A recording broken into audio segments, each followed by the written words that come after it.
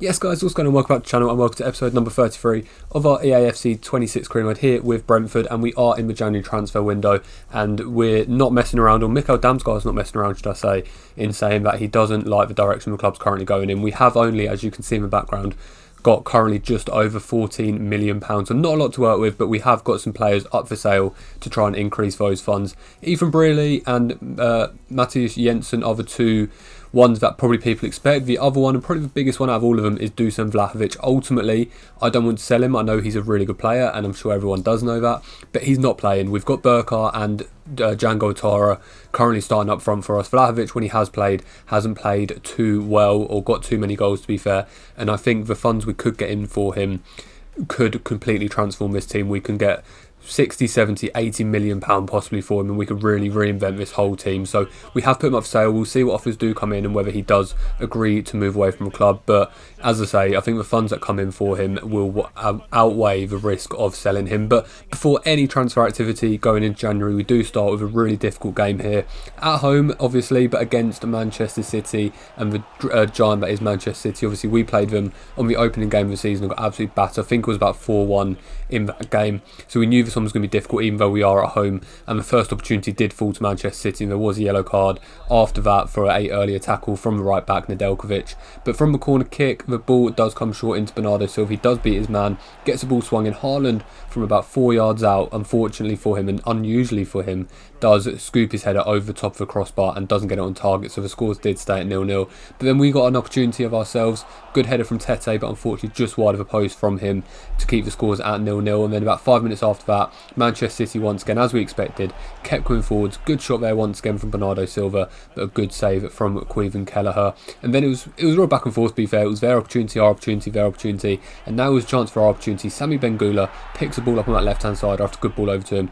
and makes absolutely no mistake with that finish. His 5th goal of the season, and puts us in an unexpected 1-0 lead against the giants at our Manchester City. And obviously we knew this one was going to be a difficult one to stay in front and keep a clean sheet in this one, but we were going to do our absolute best in it, and Caoimhin Kelleher was going to do his best. Another good save there from him, and then another good catch there from him. A shot by Haaland, not his greatest ever, but a good save from Kelleher. And just before half time, it was the goal scorer Bangula getting down that side, falls into Damsgaard, hits the post. Fortunately it falls out Tete, and Tete does give us, it was unexpected to get a 1-0 lead, even more unexpected to take a 2-0 lead into half time, and it is that man Matthias Tete. So the two wingers getting the goals in this one, and we do have a 2-0 lead going into half time, which we knew.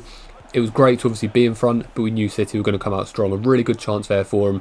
Fortunately for us, hit the post, but unfortunately the ball got recycled, played back in, and this time from close range, Haaland makes no mistake with his header, and he does bring the scores back to 2-1. A few changes to change the team up, get some fresh legs on. Fabio Carvalho and Coyote both coming on. Obviously, Coyote replacing Nedeljkovic, obviously had that yellow card, but even with the new players in, we kept coming forwards, and it was Tete to get his second of the game. The Brazilian winger gets his second of the game, makes that scoreline back to 2 goals, and we are 3-1 in front against Manchester City, which no one would have expected before this game with just 15 minutes left. We made a couple of more changes just to freshen things up. Yarmouk and Vandenberg both coming on, as well as Django Tara, and hopefully that will see us out in these last 15 minutes and hopefully get us the unexpected win in this game. Cody coming over to left back, obviously Vandenberg coming on in right back, and we do get an opportunity straight away, pretty much, to be fair. Otara, the other substitute, picks the ball up on his left hand side, flicks one in towards Tete, looking to get his hat-trick, picks the ball up on his chest. Really good shot, amazing opportunity for a hat-trick, but unfortunately Gigi Donnarumma was there to keep that one out. And then City, they're obviously still pressing, trying to get the equaliser just a couple minutes before the end. It's Haaland who picks the ball up here on the edge of the box, plays it back to Rodri. We're trying to keep him away from our area. Ball finds Bernardo Silva. Bernardo Silva makes no mistake from that finish, and might just be a little bit too late. Look at those goal scoring stats, to be fair, from Bernardo Silva. 17 goals in 21 games, amazing from him. And then the final opportunity of the game is Tete once again with a header, but the referee does blow his full-time whistle, and we have managed to get a victory against Manchester City, and that shows just how far we've come from that first game of the season. Obviously we haven't had the results we wanted throughout this season, but to get a victory against Manchester City, I think our 3 victories this season have been against Arsenal, Tottenham and Manchester City, so fair play to the boys. Obviously perform on the big stage, and obviously not performing currently on the smaller stage against the lesser clubs, but 3 massive victories against 3 massive teams, and especially that Manchester City one is an absolutely amazing result. And straight after that we did have an offer from one of those teams we have beaten in Arsenal for that man we spoke about at the start of the episode in Dusan Vlahovic, the Serbian striker. They did offer just over £55 million. He's got a value of about 50 million. We wanted to try and get as much as we could out of these big teams coming in for him. So we went big. We offered 80 million in order for him to go to Arsenal, but unfortunately a little bit too much of the Arsenal board, and they did turn that offer down. We did get some offers afterwards though. Matthias Jensen, we did accept an offer from Galatasaray for 7 million for the 32-year-old,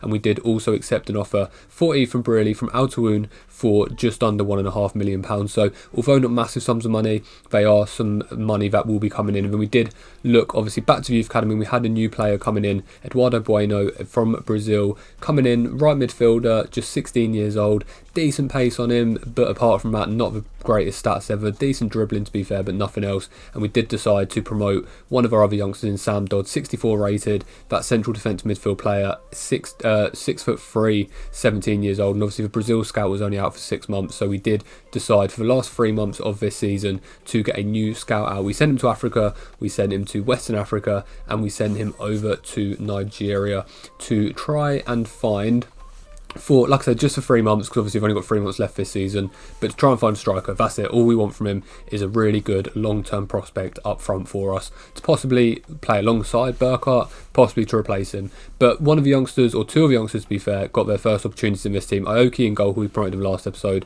and also that man Sam Dodd, who we just promoted in the FA Cup, in our first game of the FA Cup this season. We are at home, and it is against Nottingham Forest. Obviously we drew...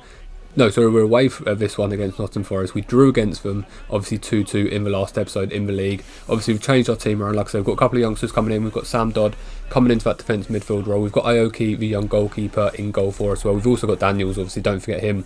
Obviously, a youth academy product when we came in the door at Brentford.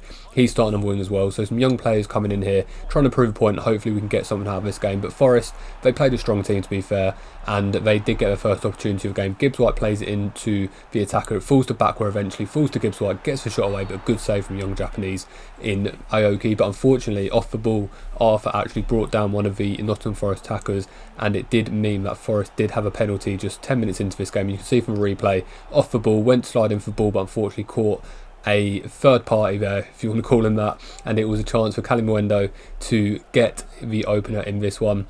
Sends Aoki the wrong way and does give Forest a 1-0 lead at home at the City ground. So one that we're going to have to come back from, and definitely a learning experience for young Arthur in defence, but one that he'll definitely learn from and hopefully improve from going forward. But we knew we had a mountain to climb in this game, but we're going to give it our best shot. Carvalho picks the ball up on the edge of the box here, drives forward, sees the opportunity, no one closing him down. A good shot from him, but a good save from Matt Sells, tip it round the post for a corner kick. And then just a couple of minutes later, it was Forest again. Gibbs White gets a chance here, gets the shot away, but once again the Japanese goalkeeper Aoki with a really good save to push it on behind for a corner kick. Backwards going to send this one in. We've got to play short. He does decide to use that man in Morgan Gibbs White, flicks it in, gets the header, but fortunately just wide of a post and no further danger for us. And then just before, or just a couple of minutes later should I say, it was backward again, using his pace really well down that right hand side, finds Gibbs White.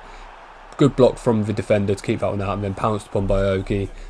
It was Arthur who made that block, so making up obviously for that penalty error, but unfortunately it didn't take too long for Forest to get their second of the game, just in added time of the first half, and it is their main man, Morgan Gibbs White. Really good ball over top to be fair, and a really well controlled volley from Morgan Gibbs White. So we did go into the break 2-0 down unfortunately, and the second half did start with Forest being the better of the two teams. Another good shot from Kalimwendo, but another good save, and he's been playing really well in this game to be fair, the young goalkeeper Aoki.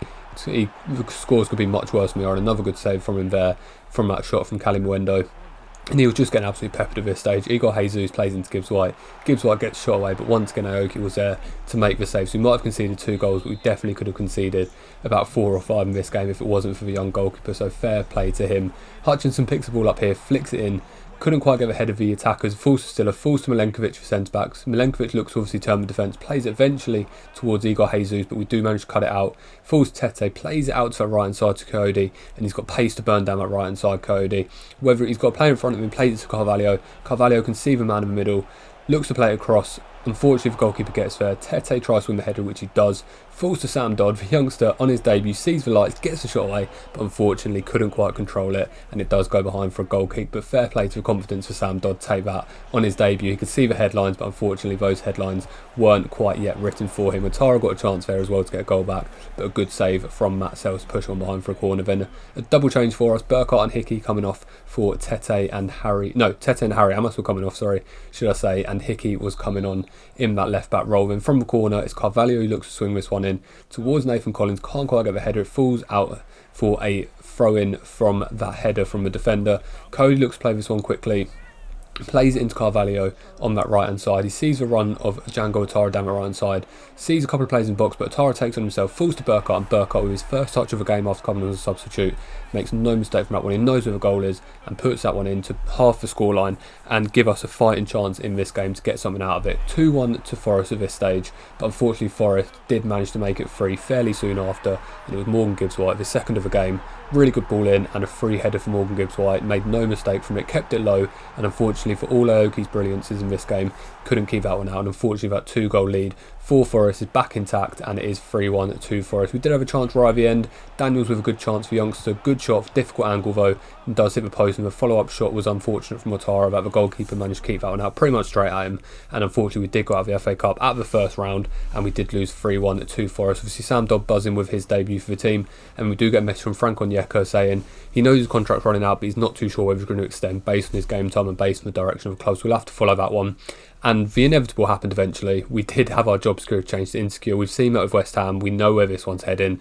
Obviously we'll keep trying as much as we can, but we know potentially, unless results pick up, we know where that's going to end. But we get the sales through. Jensen and Brearley do get sold, and we do get another offer for Dusan Vlahovic. This time it's our former club in West Ham United, offering just under £61 million to take the Serbian over to the London Stadium and hopefully have him as their striker. Obviously when we were in charge at West Ham, we brought in Lukaku.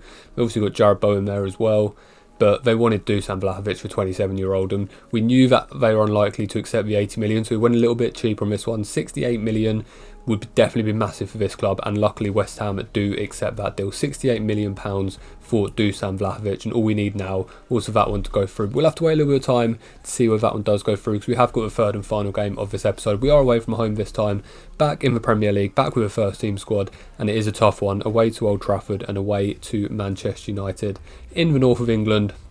And like I say, we knew this one was going to be difficult. We lost to Manchester United in the dying minutes of the last time we played them. I think it was Kobe Mainoo who scored that goal, and we knew this one was going to be difficult, but we performed well. We obviously had that win in the league against Manchester City, which was our last league game, so we knew we could get the results. We knew we had the players to do it. We knew we had the momentum to do it as well. It was a snowy day up in Manchester, but stranger things have happened. Could we get 2 wins in a row against the two Manchester sides? It was us who got the best opportunity to start with. Damsgaard with a shot of his left foot, but unfortunately a good save from Senny Lamens to keep that one out and behind for a corner kick. The corner was going to come in from a Brazilian Tete. He swings it in towards Nathan Collins, doesn't quite get the connection on it, falls eventually to Sarno on the edge of the box, plays it to Damsgaard. Damsgaard gets another shot of his left foot, but well held by Senny Lamens in the goal to keep the scores at 0-0. A little bit of a dull one towards the next part of the first half. We did get a chance there, but unfortunately again it was Senny Lamens who made that save, and then we're already about 10 minutes pre-half time at this stage. Ugarte with a chance, smashes it against the crossbar to keep the ball out back of the net, and then just before half time Damsgaard picks the ball up. He's had a few opportunities in this game. This time decides to send it back to Sarno, and a good shot from him just goes whistling over the top of the crossbar to keep the scores at 0-0 going into half time. But in the second half we had our opportunities. Burkhardt gets down his right hand side here, looks to play it across, but unfortunately the shot from Damsgaard couldn't get any power on it or direction, and it was held by the Manchester United goalkeeper.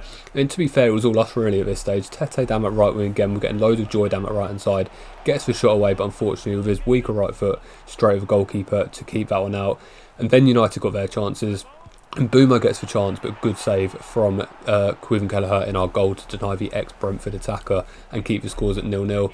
We then got more chances, a good ball over top to Atara. Atara can shoot or get the ball in. He decides to go over a shot from a difficult angle, but just wide of a post and away from any danger. And we did decide to make a couple of substitutions. That man Atara coming off, as well as Damsgaard, and Bangula and Fabio Carvalho both coming on. Damsgaard's playing well, but he's just not getting the goals. And to be fair, Carvalho's dribbling, it seems unreal on this game, to be fair. So that's the reason he's in. But unfortunately, it didn't take long for United to eventually make the breakthrough. And it was their big striker, Benjamin Sesko, who does give them the 1-0 lead. The corner came in, Sesko was free, gets his head on the ball and an easy header past the goalkeeper to make the scores 1-0. So now it was a case of us trying to fight back. But it was United who were getting more opportunities. Ahmad with some really good play on the edge of the box and a good shot from him, but a good save from Kelleher. And then in added time, the chance to get the equaliser and take a point away. Tete over the ball in, it falls a little bit behind Burkhardt. He does manage to get hold of it, gets the shot away, but Senny Lamens once again, possible man of the match display here from the Belgian, and he does manage to keep that one out to keep the scores at 1-0 and change our job security from insecure just in one game to very insecure. Although I think we did play well, obviously it's a results business and that is a shame, but we do get confirmation of that Vlahovic sale, and at the end of the episode we do also get an offer from Ipswich for a loan to buy for Arthur, the man who gave away the penalty in that FA Cup game. We do go back to him and say we're happy for him to go on just a straight loan, no offer to buy, so we'll see how that one develops. But that is going to bring the episode to an end. As always, please comment down below if you do have any suggestions. Please like the video if you haven't made it this far, subscribe to the channel to follow the journey. Take care of yourselves and I'll see you in the next one. Bye bye.